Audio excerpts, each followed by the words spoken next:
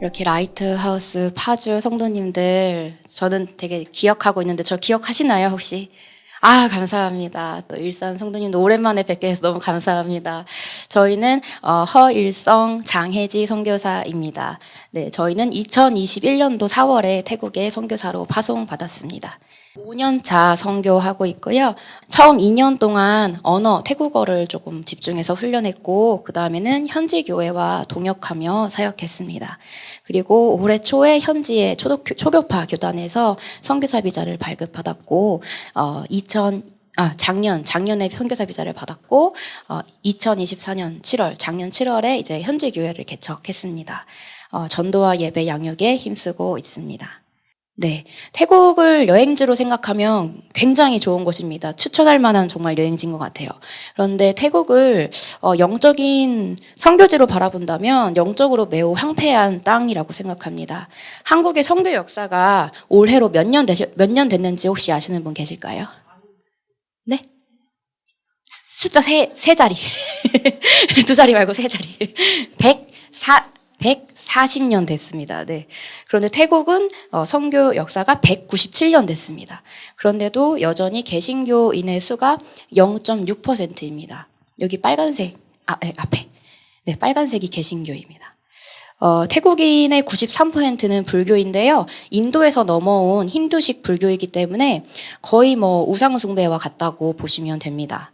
그리고 최근에 이슬람의 수가 약 6%로 급증을 했어요. 원래는 태국 남부 지역에만 모여 살았었는데 최근에 정말 많이 성장하는 게 눈에 띌 정도로 제가 5년 차 살고 있는데 눈에 보이더라고요, 이게. 예, 그분들은 아무래도 히잡을 쓰고 눈에 띄다 보니까 그 수가 이제 체감이 되는 게 빠른 것 같아요. 저희 교회에서도 새벽 되면은 바로 옆에 절이 있는데 절에서도 종소리가 들리고 아침, 점심, 저녁에 이슬람 사원에서 기도 방송도 희미하게 이게 틀고 그런 소리가 들립니다. 그런 소리를 들으면 하나님을 알지 못하고 우상을 위지하는 태국 영혼들을 향한 하나님의 안타까운 마음을 느끼게 됩니다. 네, 다음 장 보시면 태국의 수도인 방콕은 인구가 약 1,460만 명입니다.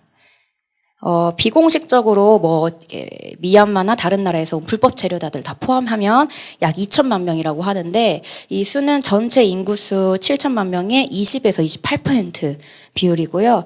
반면 방콕 안에 있는 개신교회 수는 700개입니다. 이 수는 태국 전체 교회 중에 10% 비율입니다. 인구는 20에서 28%인데 교회는 10%가 있죠. 방콕의 인구 대비해서 교회 수가 적은 이유 중에 하나는 방콕에 신학교가 있는데 그 학생들 대부분이 지방이나 산족 출신이 많습니다. 그래서 그들이 졸업한 후에 방콕에 개척하기가 굉장히 어려워요. 고향으로 대부분 돌아갑니다. 태국 현지인들은 보통 경제적인 능력과 또 지역 출신 같은 걸 가지고 눈에 보이지 않는 계층을 나눕니다. 그리고 서로 다르게 대우를 해요. 그래서 지방이나 산족 출신 현지 목회자가 방콕에 있는 태국인들을 대상으로 이렇게 전도하고 사역할 때 많은 어려움이 있습니다. 저희도 지금 사역을 도와줄 신학생 전도사님을 찾고 있는데 방콕에 거주하는 방콕 출신 태국인 신학생을 찾는데 굉장히 어려움을 겪고 있습니다. 또한 방콕의 높은 임대비와 물가로 인해서 현지 목회자들의 방콕 안에서 교회를 개척하고 생활하는데 굉장한 어려움이 있습니다.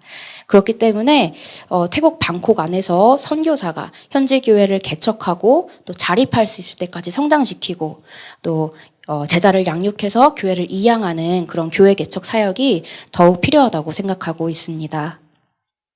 특별히 지방에 있는 젊은 청년들이 직장이 많은 방콕으로 계속 모이고 있고요.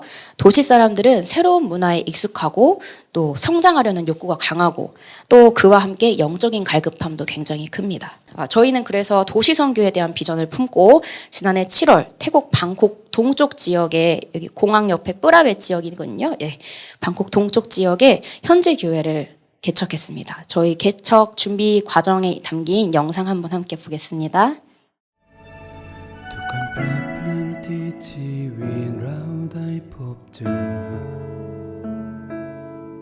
และทุกช่วงเวลาที่เราได้ก้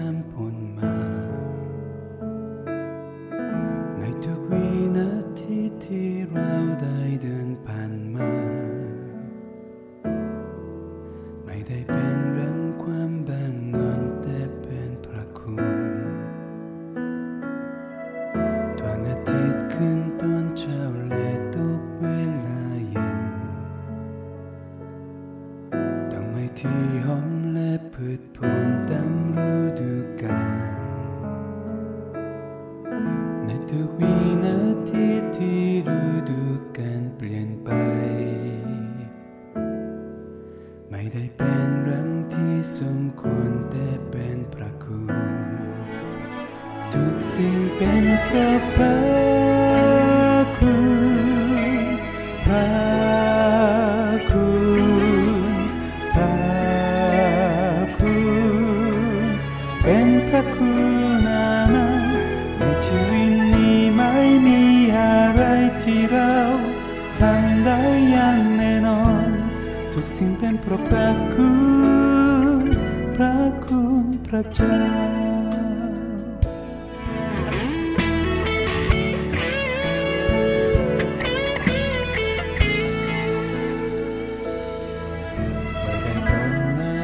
ชีวิตอยู่ในโลกนี้ตั้งแต่เป็นเด็กน้อยจนได้ถึงเวลานี้มีลมหายใจมีชีวิตที่มีความฝันไม่ได้เป็นเรื่องที่แน่นอนแต่เป็นพระคุณอย่างที่เราได้มีชีวิตเป็นลูกพระองค์และในวันนี้ที่เราได้ร้องสรรเสริญการที่เรามีพระพรได้ประกาศข่าวดีไม่ได้เป็นเรื่องที่แน่นอนแต่เป็นพระคุณทุกสิ่งเป็นเพราะพระคุณพระคุณพระคุณเป็นพระคุณในชีวิตนี้ไม่มีอะไรที่เราทำได้อย่างแน่นอนทุกสิ่งเป็นเพราะพระคุณพระคุณพระเจ้าทุกสิ่งเป็นเพราะพระพระคุณพระคุณเป็นพระคุณในชีวิตนี้ไม่มีอะไรที่เราทำได้อย่างแน่นอนทุกสิ่งเป็นเพราะพระคุณพระคุณพระเจ้า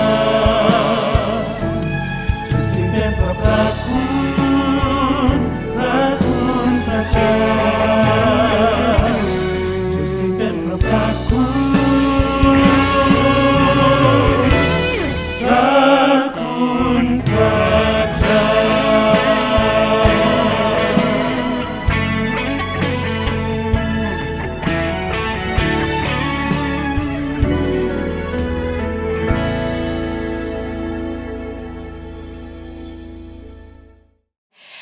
저희가 동네 주민들과 교제하고 전도하는 데 도움이 되고자 저희 가정이 교회 안에 함께 거주하기로 결정을 했습니다.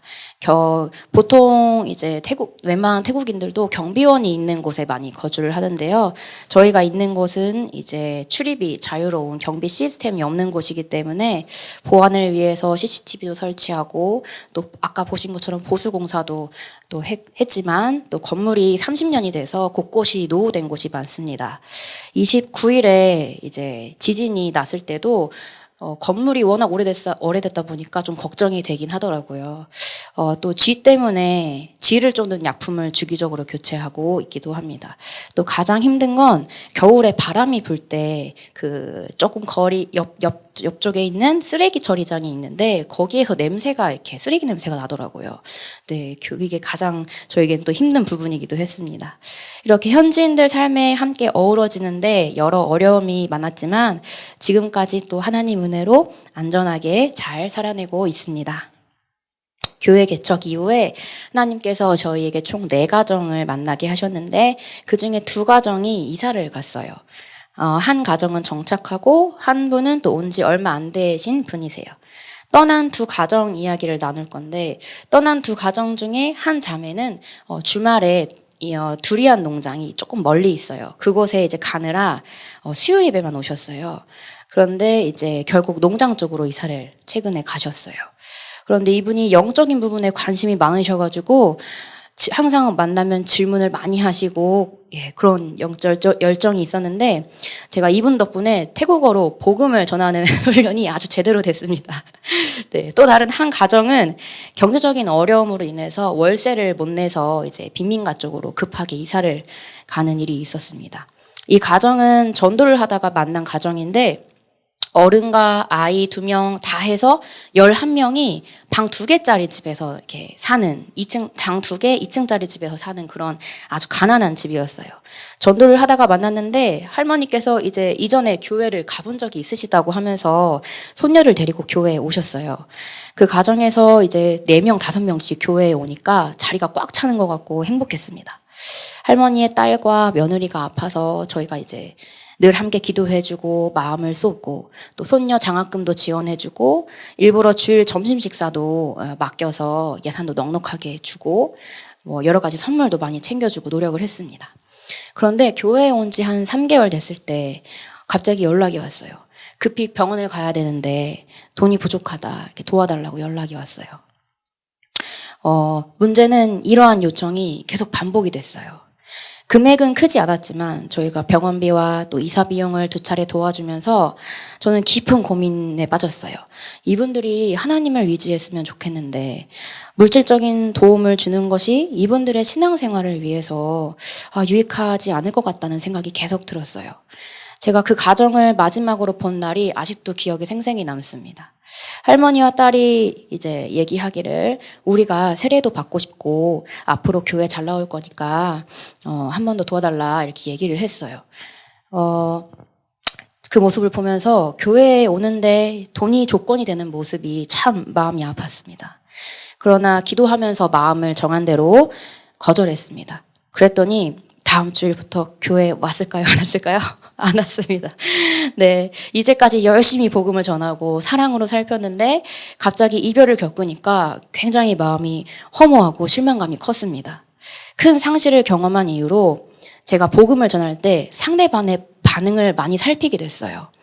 지금 정착한 가정에 자매가 한 명 있는데 믿음은 없습니다. 그런데 자기 자녀 때문에 교회에 와요. 자녀가 3살 남자아이인데 ADHD가 조금 심해요. 그래가지고 가만히 있질 못하고 뛰쳐나가니까 엄마가 꼭 같이 와서 예배를 드립니다. 어느 날 그 자매가 제 설교를 듣고 딱 표정을 살피는데 이해가 안 간다는 표정으로 찡그리더라고요, 얼굴을.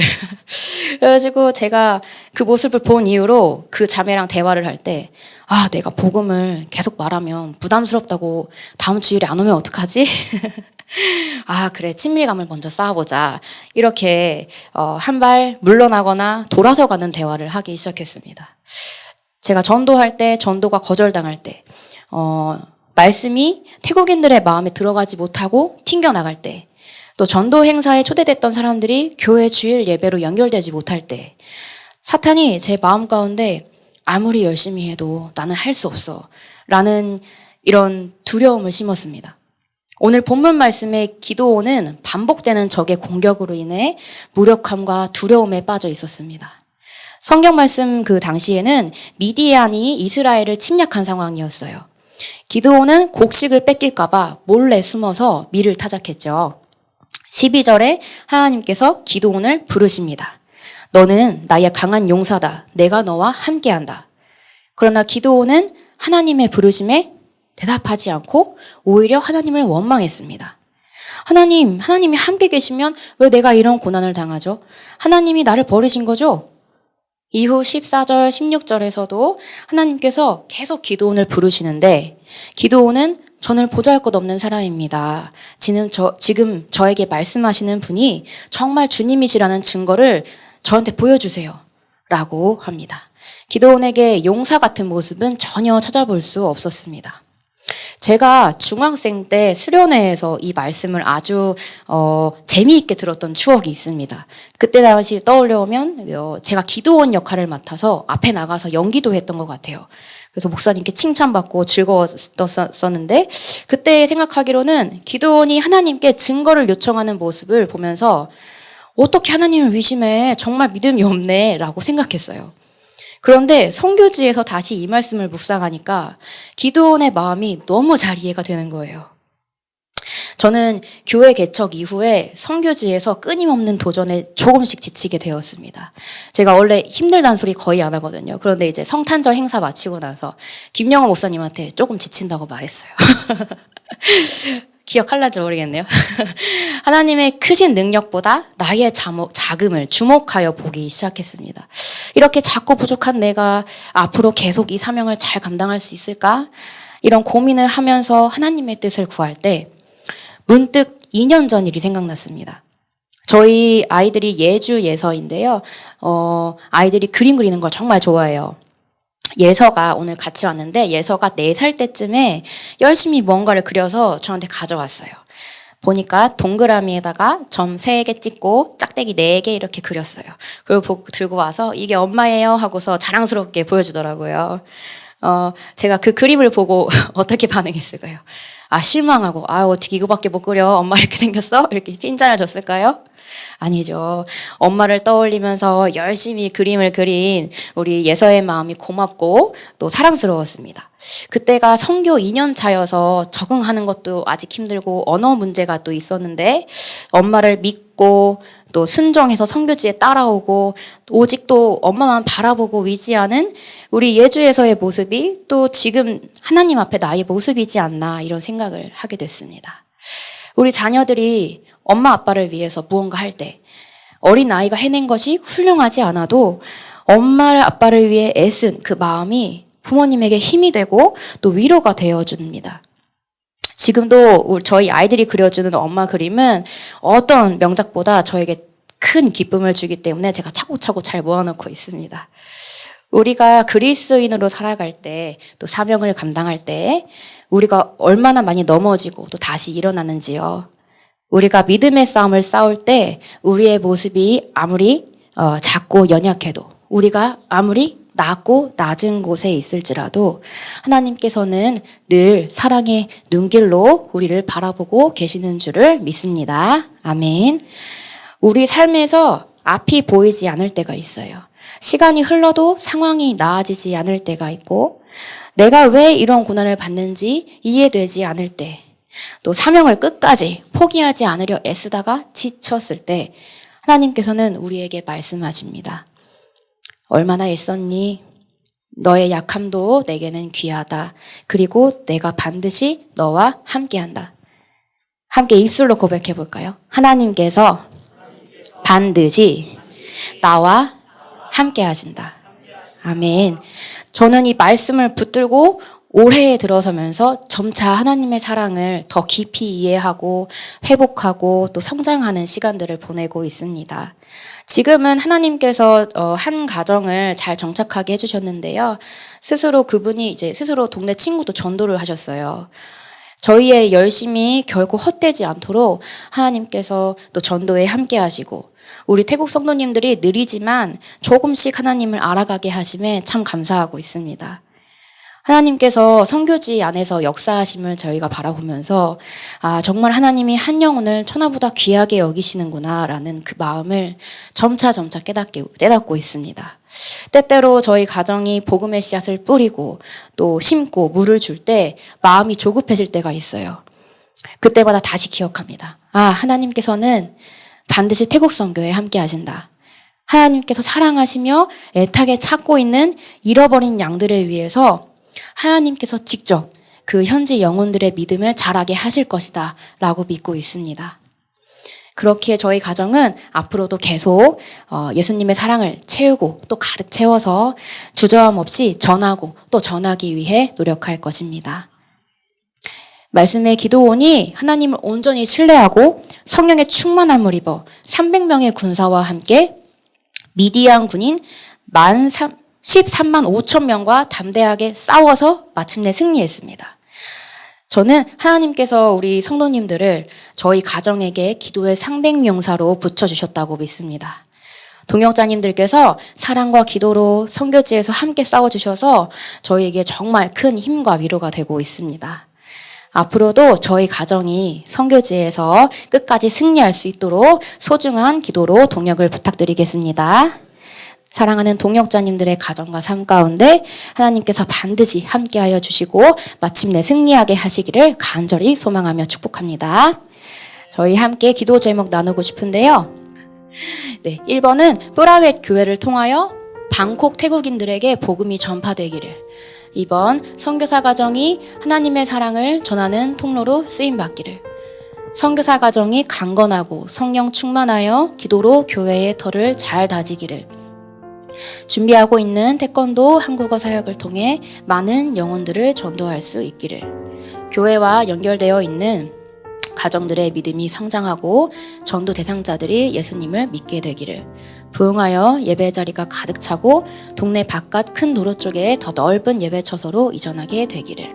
네, 함께 기억하며 기도해 주시면 감사하겠습니다.